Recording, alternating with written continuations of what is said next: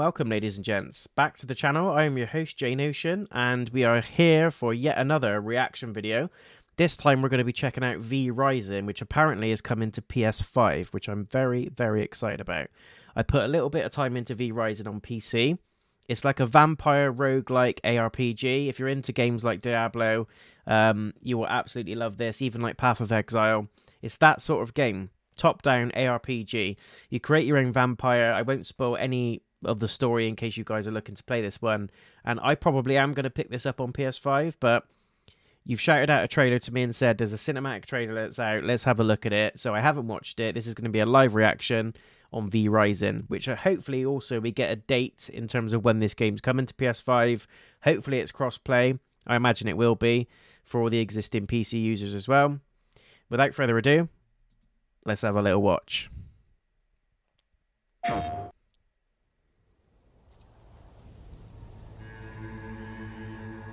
For centuries, our castles lay forgotten in ruin. Our kind hidden in darkness. Dark side. Until now.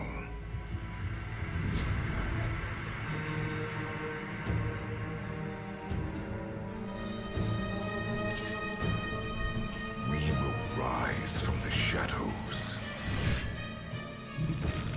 Their blood will become our power. Vampires will conquer the night and all who oppose us.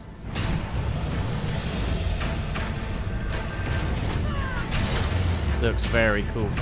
Obviously this is a cinematic trailer, so no gameplay or anything like that at the moment.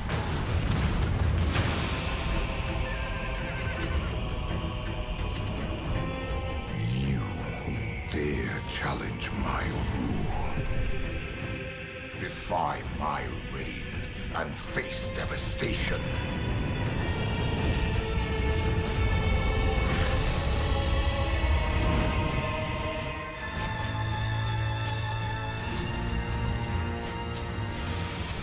Know my name. Fear my wrath. Dracula? Is that you? For I am Dracula. Oh yeah. Oh yeah.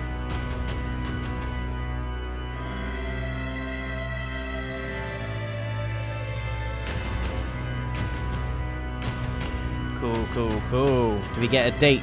Do we get a date? Ah. Well, fluff you then. Well, guys, it's a cinematic trailer, so we're not going to see any gameplay or anything like that. But if you are intrigued to see what this game is about in more of a concept of gameplay, head over to Steam, go onto YouTube. There's loads and loads of videos out there where people are still streaming this as well, by the way. It's a very sort of popular game. As I said, it's an ARPG.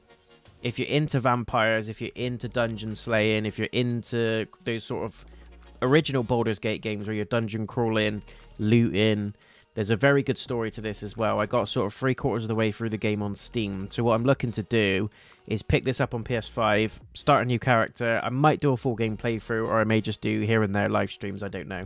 But if you guys want to see more content on this, hit me up on the usual ways and let me know. And if there's enough uptake, maybe I will do a full playthrough of this for your viewing pleasure. But I do vouch for the game. It's really, really good. Lots of stuff in there. Vampires, there's powers you've got, different weapons. You can create your character. There's sort of branching storylines that go off sort of towards the middle of the game as well. There's different sort of sects that you can join and guilds. As I said, different powers, weapons, things you can unlock. The story's really sort of branching and interesting. A lot better than the recent Diablo game, I might add, which wasn't hard. But this is still worth a poke, in my opinion. Especially if you're a fan of RPGs, particularly ARPGs, like your Diablos, Path of Exile, Lost Ark, all that sort of thing. No date. No gameplay information, nothing else, other than if this is going to be a port, basically, from PC, which I'm actually really excited for. Hopefully, with all these ports going on, Bloodborne's not going to be far behind that, and it's going to be ported to PC, and we're going to get some amazing graphical updates, because that poor thing at the minute has been left in the dust. It still runs at 30 FPS. I want a 60 FPS, please. Come on.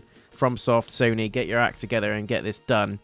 So I know FromSoft has recently brought back some of their original studios and their original project work, so hopefully we're going to get that with Bloodborne. But this is just a good sign of things to come. Stuff's being ported across different consoles, different platforms. Sod the console wars. It shouldn't be a thing.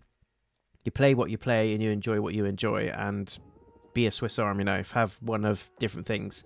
I myself, I've got a PlayStation Portal now, which isn't a gaming device, it's an accessory, but it's absolutely brilliant for those that want to just get in bed, blast a casual game in bed, or just take it with you on holiday. You can connect to any Wi-Fi. I've also got a Steam Deck, I've got a Nintendo Switch OLED, I've got a PS5.